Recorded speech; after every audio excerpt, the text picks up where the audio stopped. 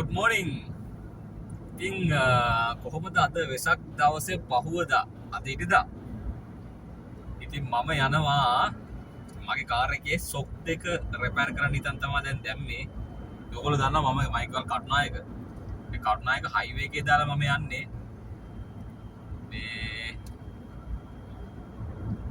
ඉතින් මගේ ටුවර් එක මම ඉවර කරුවා ඊයේ පාන්දර 1:00ට එයාපෝට් දාන්න තිබ්බේ. UK nationality couple එකක්. ඒකත් ඉවරයි.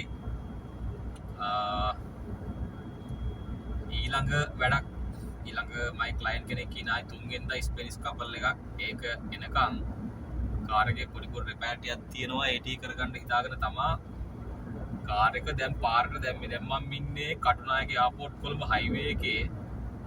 ඉතින් මාරම ලස්සනයි මේ නේචර් එක මේ කාර්යයට මාර ග්‍රීනරි තියෙන්නේ. මං හිතන්නේ මේක මේ ඩබල් පැත්ත නම් තියෙන්නේ මේ හරියේ මේකම කලපුව. ඉතින් මම ETC ලේන් එකට දාන්න යන්නේ. මම කාර් එක මම ETC කරගත්තා. මේ නැත්තම් දැන් මේ අලුත් මේ ක්‍රමවේදයත් එක්ක මාර විදියට ට්‍රැෆික් සෙට් වෙනවනේ. ඉතින් මම මේක හරියම ලේසි අනික මිලත් ලාභයි. අපි සාමාන්‍යයෙන් මැනුවල් කරනවා රුපියල් 400ක් ගන්නවා එයාපෝට් කොළඹ. නමුත් මෙතනදී රුපියල් 360යි. ඉතින් අර පාන අතන බැලන්ස් එක පෙන්නනවා මගේ 1265ක් අවයිලබල් තියෙනවා. ඉතින් හරි දැන් හයිවේ එකෙන් එළියට දැම්මා. ඒ කියන්නේ මම ETC එකෙන් එළියට දාගත්තා. පළවෙනි ස්කෑන් එකෙන් හරි account balance එකත් ඕකේ. දැන් යන්නේ මම කෙලින්ම ඔරුගොඩ වත්ත MR shock capture. මේ shock capture එකම රිපෙයාර් කරනවා නම් මම හිතා ලංකාවේ හැමදැනම තියෙනවා. ඔක විශේෂ දෙයක් තියෙනවා. ඔයගොල්ලෝ මේ සොක්ස් රිපෙයාර් කරනවා නම් ඕකේ සාමාන්‍යයෙන් බහුතරයක් තැන්වල සයිඩ් එකකින් පොඩි ග්‍රිල් එකකින් විදලා තමයි ඔයිල් එළියට ගන්නෙ. නමුත් විශේෂත්වයක් තමයි මේ MR shock capture කරන්නේ. එයාගේ නම රිකාස් මුස්ලිම් කෙනෙක් කරන්නේ. එයා විදලා නෙමෙයි ගන්නෙ. එයා අර උඩ කප්පේ ගලවනවා. මොකද එයා ගාවේ උඩ කප්පේ ගහන ඔරිජිනල් සීල් එක තියෙනවා. අනිත් තැන්වල සීල් එක නෑ. අනිත් කට්ටිය කරන්නේ විදලා අරගෙන ඊට පස්සේ ආයෙ එතනින් ප්‍රෙෂර් කරලා එතනට ආයෙ මේ වෙල්ඩින් ඩොට් එකක් තියෙනවා. මේ නොබ් එකක් ගහලා. ඉතින් මෙයාගේ මම කල්නුත් කරලා මම අවුරුදු 2කමාරක් විතර පැද්දා. අර මාර විදිහට එයාගේ හරි මේ සොක් එක හරි සොෆ්ට් විදිහට මොනවාද මේ බම්ප් වෙනවා. ඒන් තමයි මම යන්නේ. මං හිතන්නේ එයාගේ සොක් දෙකක් රිපෙයාර් කරලා හයි කරන්න ඔක්කොන්ටම 23ක් වගේ තමයි charge කරන්නේ. මාසයක් වොරන්ටි දෙනවා. ඉතින් ඔය ටික තමයි. ඉතින් මම සිංදුවක් අහමුද අපි.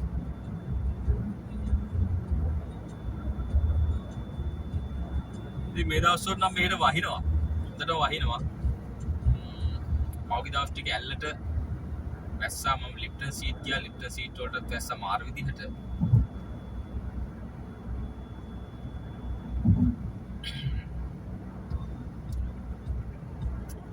හයිවේ එකේ තව දෙයක් ඕගොල්ලන්ට කියන්න ඕන. දැන් මම ඉන්නේ වම් පැත්තේ ලේන් එකේ. වම් පැත්තේ ලේන් එකේ යනවා නම් සාමාන්‍යයෙන් ඔයාලා ස්පීඩ් එකට යනවා. ඔයාලා ස්පීඩ් එකකට සාමාන්‍යයෙන් 40 50 නම් යන්න එපා. සාමාන්‍යයෙන් 70 80 වගේ තියන් කියන කමක් නැහැ. නමුත් හොඳට මැදියා ගන්න ඔයාලා දකුණු පැත්තේ ලේන් එකට දැම්මොත් අනිවාර්යෙන් 100ට යන්න. දකුණු පැත්තට දාගෙන 60 70ට යන්න බෑ ඇක්සිඩන්ට් වැඩි. මොකද අපි සාමාන්‍යයෙන් ඕනම මිනිස්සෙක් හයිවේ එකේ හයියෙන් එලෝනා ස්පීඩ් යන සාමාන්‍ය 80 90ටවත් යනවා. එතකොට දෙපැත්තේ බිල්ඩින් නැති හින්දා එම්ටි හින්දා අපිට අපේ වාහනේ ස්පීඩ් කන්ට්‍රෝල් එක අපේ ඔළුවට ගන්න බෑ. එතකොට වාහනේ ඉක්මනට ලං වෙනවා. අපිට තේරෙන්නේ නැහැ මොකද දෙපැත්තේ මොකද බිල්ඩින් නැති හින්දා. ඒ හින්දා 100ටම යන්න බලන්න.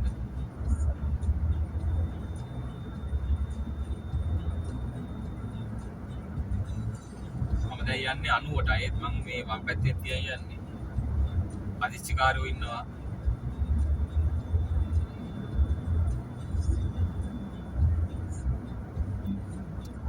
දැන් මම ඉන්නවා. දැන් මම ජායල් එක්සිට් එක හරි ඉන්නේ. ජායල් එක්සිට් එකේ ජායල් එක්සිට් එකට ලං වෙලා ඉන්නේ. හොඳට අවුව පායලා තියෙනවා. අහසත් හොඳයි. වලාකුළු ලොකුවට නෑ. තියෙන්නේ සුදු පාට මගේ හවස් වෙද්දිවයි දන්නේ මම පිකප් එකක් ඉස්සර කරන් ගියා හයිලක්ස් හරියටත් අපි යන්න දෙමු මම යන්නේ මගේ පාඩුවේ මෙන්න ජායල හයි ස්පීඩ් බලනවා අන්න පොලිස් මහත්තයෙක් හැංගිලා ඉන්නවා ගහක් මුල මේක සාමාන්‍යයෙන් ඔයගොල්ලෝ දන්නවද දැන් අපි හයිවේ එකේ යද්දී හයිවේ එකේ හයි ස්පීඩ් අල්ලපුවාම ඒක කොහොමද අපි කොහෙන් හරි දැන් හිතන්නකෝ එක්සිට් වෙනවා කියලා අපි හිතන්නකෝ ගාල්ලෙන් එක්සිට් වෙනවා කියලා නමුත් ගාල්ලෙන් අපි අල්ලගන්නේ කොහොමද කියලා ඔයාලා දන්නවද මේ ප්‍රොසෙස් එක? ඇත්තටම කිව්වොත් හයි ස්පීඩ් ලියද්දී නිලධාරීන් දෙන්නෙක් ඉන්නවා. දෙන්නෙක් එක්කෙනෙක් ස්පීඩ් මීටරය අල්ලනවා. එක්කෙනෙක් වාහනේ නම්බර් එක නෝට් කරනවා. ඉතින් එයාලගේ වෙනම තියෙනවා සිස්ටම් එකක් පොඩි ඇප් එකක් තියෙනවා. උදාහරණයකට WhatsApp විදියට තියෙන්නේ මේ WhatsApp එකට දානවා වාහනේ නම්බරේ ටයිප් කරලා ස්පීඩ් එක දානවා. ස්පීඩ් එක දාද්දී අනිවාර්යයෙන්ම කිලෝමීටර කණුවක් දානවා. දැන් ඔයගොල්ලන්ට මේ වම් පැත්තේ අපි යනකොට බලන්න පුළුවන් මේ නිල් පාට තියෙනවා මොනවාද මේ පොඩි සයින් බෝඩ් දාලා නම්බර් දාලා. ඒක මීටර 100ට යාලා මාක් කරන්නේ. උදාහරණයක් විදිහට දැන් මම ඉන්නේ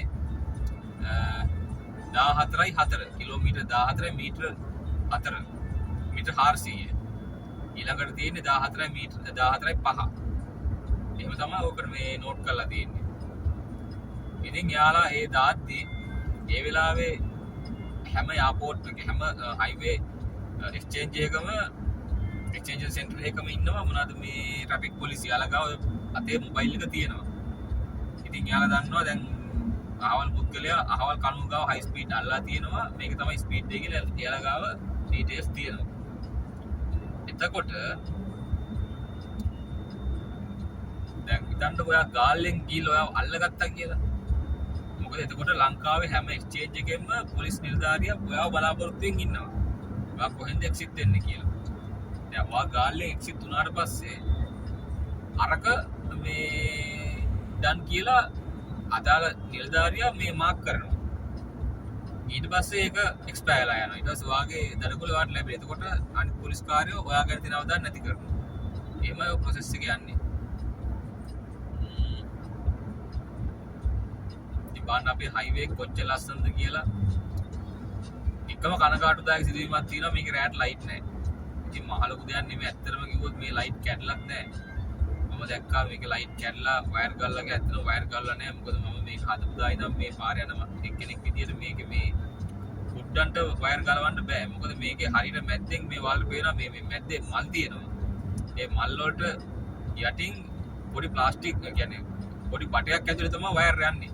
වයර් හනස්ස තියෙන්නේ. ඉතින් වයර් හනස්ස කපලා කොහොමද මේ ඔච්චර සානේ අඩි 3ක් විතර ජම්පුට දාලා තියෙන්නේ. ඒක කොහොමද ගලවලා යන්නේ? මේ වයර් කපන්නේ ඒක බොරුවක්.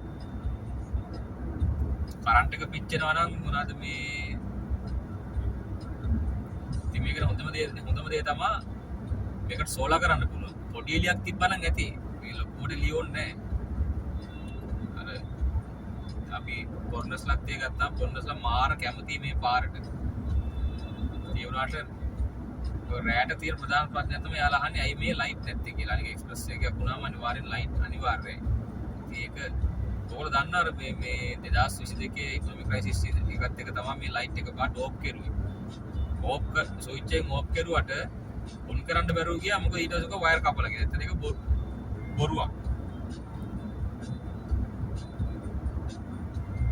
ඒක අපේ ලංකාවේ සාමාන්‍ය දෙයක් මම හිතන්නේ.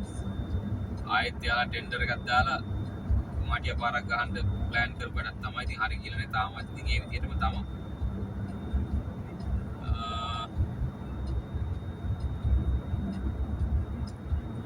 දැන් අපි ඉන්නේ කොහෙද බලමු.